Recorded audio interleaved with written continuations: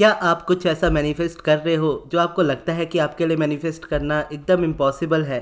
तो आज की ये वीडियो आपके लिए है। इस वीडियो में मैं ना सिर्फ आपको ये बताऊंगा कि कैसे आप जो चाहते हो वो मैनिफेस्ट करना पॉसिबल भी है और इतना ज़्यादा इजी भी है कि आप उस पर्टिकुलर डिज़ायर के बारे में या किसी भी डिज़ायर के बारे में ना भी वर्क करो तो भी चलेगा, क्योंकि ओवरऑल अलाइनमेंट होने से आपकी मैनिफेस्टेशन होती है। तो इसीलिए आज की ये वीडियो डेडिकेटेड है पूरी तरह से अलाइनमेंट के लिए, जिसमें आप बिना किसी डिज़ायर पे फोकस किए भी उसको मैनिफेस्ट करना सीखोगे। और अगर आप इन चीज़ों को फॉलो करते हो तो डेफिनेटली आप मैनिफेस्ट भी करोगे। मैनिफेस्टेशन को अगर देखा जाए तो मैनिफेस्टेशन एक नेचुरल प्रोसेस है दुनिया के हर एक इंसान के लिए, चाहे वो लॉ ऑफ अट्रैक्शन को फॉलो करता हो या नहीं करता हो, जानता हो या नहीं जानता हो, या इवन वो स्पिरिचुअलिटी में हो या ना भी हो, इससे कोई फ़र्क नहीं पड़ता। दुनिया के हर एक इंसान के लिए नेचुरल है मैनिफेस्ट करना कुछ भी। और दुनिया के हर एक इंसान की लाइफ में जो भी मैनिफेस्ट हो रहा है वो एक मैनिफेस्टेशन ही है, यानी उसकी रियलिटी जो भी बनी है वो एक मैनिफेस्टेशन ही है। क्योंकि ये पूरा यूनिवर्स डिवाइडेड है दो हिस्सों में, एक जो आपको चाहिए होता है उसमें और दूसरा उसी चीज़ के लैक में। यानी एक साइड वो है जो आपको चाहिए, एक साइड वो है जो आपको नहीं चाहिए। और इन दो के अलावा आपका फोकस कभी भी तीसरी जगह पे नहीं होता है। या तो आप कोई चीज़ चाहते हो या तो आप कोई चीज़ नहीं चाहते हो। अगर कोई चीज़ समझ में नहीं आ रही है तो उसको फीलिंग में देखते हो। फीलिंग में भी देखोगे तो ये चीज़ें दो ही जगह पे डिवाइड होती है, सुख और दुख। आप खुश रहना चाहते हो, आप दुख नहीं रहना चाहते। और इस जगह पे लॉ ऑफ अट्रैक्शन ये कहता है कि भले आप वाइब्रेशन को जानो या ना जानो, लॉ ऑफ अट्रैक्शन को मानो या ना मानो, क्योंकि ये दुनिया डुअलिटी पे बेस्ड है, तो आपका जिस डायरेक्शन में फोकस जाएगा उस डायरेक्शन में आपकी मैनिफेस्टेशन रियलिटी में होगी। अब क्योंकि दुनिया में दो ही चीज़ें हैं, नेगेटिव पॉजिटिव, तो दुनिया का हर एक इंसान या दुनिया का हर एक लिविंग बीइंग आपको इन दोनों में से एक जगह पे हर वक्त मिलेगा, आइदर नेगेटिव और पॉजिटिव। तो भले ही आप लॉ ऑफ अट्रैक्शन को फॉलो करो या ना करो, आप इन दोनों में से जिस भी डायरेक्शन में रहोगे वही आपकी लाइफ में मैनिफेस्ट होगा। लॉ ऑफ अट्रैक्शन अगर आप समझते हो, वाइब्रेशन अगर आप समझते हो और अलाइनमेंट अगर आप समझते हो, तो आप अपनी मर्जी से अपना डिसाइड कर लेते हो कि मुझे किस वाले सिचुएशन में रहना है, किस वाले डायरेक्शन में रहना है। ये बेसिकली एक साइड लेने की तरह हो जाता है कि ठीक है तुम जैसे हो सही हो, लेकिन मुझे इस साइड रहना है। तो सेम हम अलाइनमेंट वाली साइड को चूज़ करते हैं, क्योंकि एक साइड अलाइनमेंट है तो दूसरी साइड रेजिस्टेंस है। यहाँ भी अगर आप देखो तो दो चीज़ों में ही डिवाइड हो रही है। और यूनिवर्स की जो परिभाषा है या यूनिवर्स की जो डेफिनेशन है या आपका इनर बीइंग का जो दुनिया को देखने का नज़रिया है वो पॉजिटिव है, वो अलाइनमेंट है। तो इसीलिए मैं कहता हूँ कि अलाइनमेंट ही सबसे ज़्यादा इंपॉर्टेंट होती है। इसके अलावा दुनिया में कोई दूसरी चीज़ इंपॉर्टेंट नहीं होती। और आप अपनी लाइफ में जो भी करते हो ना, एट द एंड उसका अलाइनमेंट में ही जाता है। जैसे मेडिटेशन है, आप मेडिटेशन करो, आपकी जो फीलिंग्स होती है वो अलाइंड हो जाती है, आपकी नेगेटिविटी रिलीज हो जाती है, आप पॉजिटिविटी वाली स्टेट में आ जाते हो, आप अलाइंड हो जाते हो। अलाइनमेंट का बेसिक मतलब है कि आपका जो इनर बीइंग है, आपका जो यूनिवर्स है वो प्योर पॉजिटिव एनर्जी है, यानी वो पॉजिटिविटी के अलावा दुनिया में कोई चीज़ नहीं देखता। बस इसीलिए मैं कहता हूँ कि कर्मा नहीं होता, क्योंकि आपका इनर बीइंग आपको सज़ा नहीं देना चाहता, ना ही दुनिया में किसी का इनर बीइंग किसी को सज़ा देना चाहता है। वो प्योर पॉजिटिव एनर्जी है, वो ना आपके लिए बुरा सोचता है ना चाहता है कि आप किसी के लिए बुरा सोचो। अब यहाँ पे उनके लिए भी आंसर आता है जो कर्मा पे बिलीव करते हैं कि जब आपका इनर बीइंग खुद ही चाहता है कि आप अपने लिए भी अच्छा सोचो, दुनिया के लिए भी अच्छा सोचो, तो आपका कर्मा कभी खराब नहीं होता। और बाई चांस अगर आप उससे डिस्कनेक्ट हो जाते हो तो आप अपने लिए भी बुरा सोचते हो, अपने दुनिया के लिए भी बुरा सोचते हो, लोगों के लिए भी बुरा सोचते हो, तब तक जब तक आप ये ना समझ जाओ कि आपका इनर बीइंग क्या सोचता है, आप एक्चुअल में क्या हो। जब आप इस बात को समझ जाते हो तो आप उस जगह से निकल जाते हो। और यही डायरेक्शन देने के लिए यूनिवर्स हमेशा आपको होता है। तो इसीलिए अगर आप गलत हो भी जाते हो तो यूनिवर्स आपको सज़ा नहीं देता है, आपका इनर बीइंग आपको सज़ा नहीं देता है, आपको जिस डायरेक्शन देता है कि देखो तुम जिस डायरेक्शन में हो वहाँ पे मैं तुम्हारा साथ नहीं दे सकता। तुम नेगेटिव हो, मैं तुम्हारे लिए नेगेटिव नहीं हो सकता। मैं पॉजिटिव हूँ, तुम मेरे लिए पॉजिटिव हो जाओ, हम दोनों मिलकर राज करेंगे। लेकिन अगर आप नेगेटिवली फोकस्ड हो जाते हो और अपने लिए बुरा सोचने लगते हो या दुनिया में किसी की बुराई करने लगते हो, दूसरे लोगों की बुराई करने लगते हो, तो आप अपने इनर बीइंग से डिस्कनेक्ट हो जाते हो, क्योंकि वो इस तरीके की डायरेक्शन में नहीं है, वो इस तरीके का बोलोगे तो बीइंग नहीं है कि वो किसी को नेगेटिविटी दे। वो प्योर पॉजिटिव एनर्जी है। उससे डिस्कनेक्ट होने पे आपकी रेजिस्टेंस बाहर आनी स्टार्ट होती है, तब आप रेजिस्टेंस वाले बीइंग हो जाते हो और उस जगह पर उसी तरीके का एक्ट करते हो जो सारी चीज़ें नेगेटिविटी में आती है। अब उस जगह पे आप अट्रैक्ट भी उसी तरह की चीज़ें करते हो। और ये भी देखोगे तो हर एक ह्यूमन के लिए नेचुरली पॉसिबल हो जाता है, क्योंकि लाइफ में आपके अप एंड डाउन्स हमेशा आते हैं। आप कभी भी एक स्टेबिलिटी में नहीं रहते हो, हमेशा अप एंड डाउन्स आपको मिलेंगे। आपकी चॉइस होती है कि आपको किस डायरेक्शन में हमेशा जाना है। अब वही ये चीज़ अगर आप अपने अराउंड लोगों में ऑब्जर्व कर सकते हो, आपके अराउंड बहुत सारे लोग होंगे, आपकी फैमिली मेम्बर्स भी होंगे, आपके फ्रेंड्स भी होंगे, रिलेटिव्स भी होंगे। अब उनका किसी ना किसी तरह का बिहेवियर होगा या किसी ना किसी तरह की उनकी लाइफ होगी। अब उनकी लाइफ में भी आप इन चीज़ों को देख सकते हो। अगर बाय द वे वो लॉ ऑफ अट्रैक्शन को फॉलो करते हैं तो आप समझ सकते हो उनकी लाइफ देख करके कैसे वो बेटर है। लेकिन अगर वो नहीं भी फॉलो करते हैं तो ऐसे भी बहुत लोग होंगे आपके अराउंड जो लॉ ऑफ अट्रैक्शन नहीं फॉलो करते हैं लेकिन बहुत खुश है अपनी लाइफ में, उनको उनकी लाइफ में सारी चीज़ें मिलती हैं आसानी से। और वहीं दूसरे ऐसे भी है जो भी लॉ ऑफ अट्रैक्शन वो भी फॉलो नहीं करते लेकिन उनकी लाइफ में बहुत ज़्यादा प्रॉब्लम्स है। या लॉ ऑफ अट्रैक्शन की जगह आप मान लो भगवान कि अगर आप देखोगे तो एक साइड ऐसे लोग भी आपके अराउंड मिलेंगे जो भगवान में बहुत मानते हैं और बहुत दुखी है, दूसरी साइड ऐसे भी बहुत लोग मिलेंगे जो बिल्कुल नहीं मानते हैं फिर भी बहुत खुश है। या आपको ऐसे मिलेंगे जो नहीं मानते हैं लेकिन दुखी है और नहीं मानते हैं लेकिन सुखी है। अब यहाँ पर मैं बेसिकली आपको समझा रहा हूँ कि हर जगह पे हर तरह की सिचुएशन हो सकती है। लॉ ऑफ अट्रैक्शन फॉलो करके आप खुश भी हो सकते हो, दुखी भी हो सकते हो। ये आपके ऊपर होता है कि आप उसको कैसे समझते हो, कैसे अपनी लाइफ में उतारते हो। सेम जब आप ईश्वर से भी जुड़ते हो तो आपके पास चॉइस होती है कि आप किस तरीके से जुड़ते हो, मतलब जुड़ते हो बोल रहा था, किस तरीके से जुड़ते हो। तो वहाँ पर आप अपनी मर्जी से भी जुड़ सकते हो, अपनी खुशी से भी जुड़ सकते हो, या कोई आपको डरा दे कि आपकी ये 7.5 चल रही है या आपकी लाइफ में ये प्रॉब्लम आ रही है तो आपको भगवान से जुड़ना चाहिए। ऐसे टाइम पे जब आप जुड़ोगे भगवान से तो वो खुशी जो आप एक्सपेक्ट करते हो वो कभी नहीं मिलेगी। आप एक डर से मंदिर जाया करोगे तो उसके लिए मैं कहता हूँ कि डर से कभी मत चीज़ों को करो। भगवान आपसे प्यार करते हैं, एक बार उनसे नेचुरली जुड़ कर देखो। अगर नहीं जुड़ पा रहे हो अभी के लिए रहने दो, आने वाले टाइम में वो खुद जोड़ लेते हैं क्योंकि वो आपके भीतर होते हैं। आपकी जो इनर बीइंग है वो एक इनर बीइंग के तौर पर अगर अब्राहम के शब्दों में देखो तो अब्राहम बोलती है कि हम इनर बीइंग, सोर्स, सोल इन वर्ड्स का यूज़ करते हैं।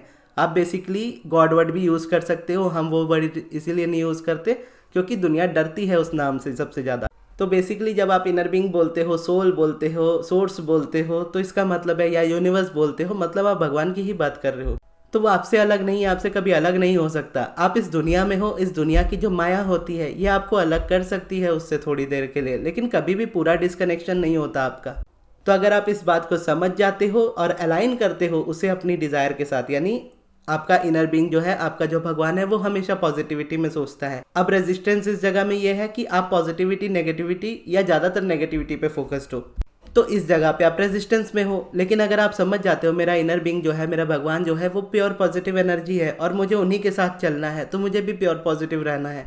तो यहाँ है अलाइनमेंट, यानी दो चीज़ों का यहाँ पे अलाइनमेंट हो रहा है। और पिछले में दो चीज़ें एक दूसरे से दूर जा रही थी तो मतलब उसको रेजिस्टेंस कहते हैं कि एक जगह पर आपका इनर बीइंग पॉजिटिव है, आप नेगेटिविटी की तरफ जा रहे हो तो आप चले जा रहे हो रेजिस्टेंस में। वहीं दूसरी तरफ आपका इनर बीइंग पॉजिटिव है, आप बोल रहे हो कि मुझे भी पॉजिटिव रहना है और उन दोनों को क्लोज कर रहे हो, यानी आपस में जुड़ रहे हो एक दूसरे के साथ, तो इसको कह देते हैं अलाइनमेंट। अब इस डायरेक्शन में अगर आप देखो तो अगर आप दूर जा रहे हो, आपका इनर बीइंग पॉजिटिव है, आप नेगेटिविटी की तरफ बढ़ते चले जा रहे हो, तो आप अपनी लाइफ में वो हमेशा मैनिफेस्ट करोगे जो आपको नहीं चाहिए, क्योंकि नेगेटिविटी में आपको वही मिलेगा जो आपके इनर बीइंग से डिफरेंट है, यानी आपकी पॉजिटिविटी से अलग है। आपकी पॉजिटिविटी में आपकी खुशी होती है और उससे अपोजिट जा कर के आपको दुखी होती है। तो इसीलिए जब आप उसमें से निकल जाते हो और रेजिस्ट करने लगते हो तभी आप नेगेटिव चीज़ों को मैनिफेस्ट करते हो अपनी लाइफ में। और वहीं जब आप उसको वापस जोड़ते हो अपने इनर बीइंग के साथ तो इस जगह पर आप जब प्योरिटी में होते हो तो आप वो मैनिफेस्ट करते हो जो आपको चाहिए होता है। तो इसीलिए इसको कह देते हैं कि ये लॉ ऑफ अट्रैक्शन है, यानी ये लॉ है, हर बार यही चीज़ होगी। अब दुनिया में बहुत लोग इस चीज़ को लॉ नहीं मानते। अब जो जिसको जिस चीज़ में नहीं मानता है या मानता है वो उसकी चॉइस हो जाती है, क्योंकि यूनिवर्स आपको हमेशा बिलीव करने के लिए वैरायटी देता है। कभी यूनिवर्स आपको बांध के नहीं रखता कि आप एक चीज़ पे बिलीव करो। इसलिए मैं कहता हूँ कि मैं कर्मा पे बिलीव नहीं करता। अगर आप करना चाहते हो तो आप कर सकते हो, कोई प्रॉब्लम नहीं है इसमें। ये बेसिकली वैरायटी है, क्योंकि यहाँ पर मैं नहीं भी बिलीव करके अपने अलाइनमेंट में हूँ तो यहाँ पर मेरे लिए मेरा कर्मा बिगाड़ नहीं सकता वो चीज़। यानी बेसिकली मेरा कर्मा यहाँ पे नहीं बिगड़ेगा क्योंकि मैं अपने इनर बीइंग के साथ कनेक्टेड हूँ, और अगर बाई चांस डिसकनेक्ट होता है तो मैं वापस से रिकनेक्ट कर सकता हूँ। और दूसरी तरफ अगर जो डायरेक्टली मानते हैं कर्मा को, वो भी इस तरीके से ही अपने आप को अलाइन कर सकते हैं। लेकिन कई बार ऐसा होता है कि लोग डराते हैं आपको ज़्यादा है कर्मा वर्ड से। अगर आप नहीं डरते हो कर्मा वर्ड से और बिलीव करते हो तब कोई प्रॉब्लम नहीं है, लेकिन अगर आप बिलीव भी करते हो कर्मा वर्ड पे और डरते भी हो तब प्रॉब्लम है। उस चीज़ को सॉल्यूशन में लाना होता है। एट द एंड आप बिलीव करो या ना करो वो आपकी पर्सनल चॉइस है। वही अगर आप देखोगे तो दुनिया में बहुत से लोग एथियस्ट है, यानी वो भगवान में नहीं मानते, लेकिन स्टिल उनकी लाइफ में सब कुछ अच्छा होता है। भगवान कभी उनसे जाकर ये नहीं कहते देखो मैं भगवान हूँ, तुम्हें मेरी पूजा करनी चाहिए या तुम्हें मुझे मानना चाहिए। अब वो माने या ना माने, इनर बीइंग तो उसका भी है, बिना इनर बीइंग के तो इस दुनिया में नहीं आ सकता। तो एट द एंड क्या मैटर करता है, अलाइनमेंट में होना मैटर करता है। अगर उसको इस बात पे कॉन्फिडेंस है कि हाँ ठीक है भगवान नहीं है, लेकिन मुझे खुद पे विश्वास है, और खुद पे विश्वास रखना, तो यहाँ पर देखोगे तो ये भी अलाइनमेंट है। तो एट द एंड आप मानो या ना मानो कोई चीज़ को, आप अलाइनमेंट और रेजिस्टेंस के बीच में ही हमेशा रहोगे, यानी आइदर अलाइनमेंट और रेजिस्टेंस।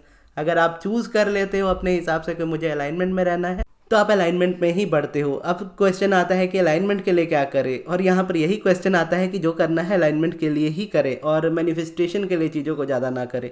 जैसे मैनिफेस्टेशन आपकी मान लीजिए मनी है, तो मनी को लेकर के मैनिफेस्टेशन से बेटर है मनी को लेकर के अलाइनमेंट पे फोकस करना, यानी मनी की वाइब्रेशन को रेज करना, अपने मनी के बिलीव्स को चेंज करना। या स्पेसिफिक पर्सन मैनिफेस्ट करना चाहते हो तो उस पर्सन को लेकर के आपके अंदर जितनी नेगेटिविटी है या जितना भी डर है उन चीज़ों को ख़त्म करना, या रिलेशनशिप वर्ड को लेकर के अगर कोई डर है, स्ट्रेस है, तो उसको ख़त्म करना और उसमें पॉजिटिविटी लाना। अपने रिलेशनशिप में भी अच्छा देखना, दुनिया के बाकी रिलेशंस में भी अच्छा देखना, यानी अपने से बाहर जो कपल्स आपको नज़र आते हैं उनमें भी अच्छा ही देखना, उनको जज ना करना, चाहे वो उनकी एज का डिफरेंस हो, चाहे उनकी हाइट का डिफरेंस हो, चाहे उनके रिलीजन का डिफरेंस हो। किसी भी चीज़ को अगर आप देखते हो ना, तो उसको आप सोर्स की नज़रों से देखना स्टार्ट कर सकते हो कि यूनिवर्स इस जगह पे इन कपल्स को कैसे देखता है, यूनिवर्स इस जगह पे इस जॉब को कैसे देखता है। तो यहाँ पर जो भी डायरेक्शन में आप अपनी नज़र घुमाओगे ना, आपको हमेशा दो चीज़ें मिलेंगी, अलाइनमेंट और रेजिस्टेंस, पॉजिटिविटी और नेगेटिविटी। आपको जस्ट अपना वाला हिसाब से चूज़ करना है कि आप क्या मैनिफेस्ट करना चाहते हो, और उसके हिसाब से आप जिस डायरेक्शन में हमेशा अलाइनमेंट चूज़ करोगे, आपको आपकी लाइफ में हमेशा अलाइनमेंट आती हुई दिखेगी। और ये ग्रेजुअल प्रोसेस हो जाता है, इमीडिएटली नहीं एक्सेप्ट कर पाते हम इस बात को। लेकिन जैसे अगर आप देखो तो जब मैंने अब्राहम को पढ़ना स्टार्ट किया था, तो मैंने उनकी टीचिंग से इतनी डिफरेंट थी कि मैंने ये तो एक्सेप्ट कर लिया था कि हाँ ये सच है, लेकिन उनकी बातों को दिमाग में बैठा लेना वो एक डिफरेंट चीज़ होती है, वो आने वाले टाइम में आपकी डेवलप होती है। जैसे ऑलमोस्ट मैं काफ़ी टाइम से पढ़ रहा हूँ अब्राहम को, 2 साल हो ही गए हैं ऑलमोस्ट, और मेडिटेशन करते हुए भी। तो ऐसे टाइम पे देखूंगा तो आज जो उनके बिलीव्स हैं, उनके जो शब्द हैं, पहले पहले मैं पढ़ता था, रिपीट करता था, आज वो मेरे बिलीव्स में आने लगे हैं। तो रेपिटेशन इस जगह पे ज़्यादा हो रहा है अलाइनमेंट की तरफ, क्योंकि अब्राहम वो टीचिंग्स दे देते हैं जो आपके लिए आपकी लाइफ टाइम तक हेल्प कर सकती है, बेसिकली आपके साथ आपको जोड़ देती है। तो यहाँ पर ये कनेक्शन बिल्ड होता है, आप अपनी लाइफ में सारी चीज़ें मैनिफेस्ट करते हो जो आपको चाहिए होती है।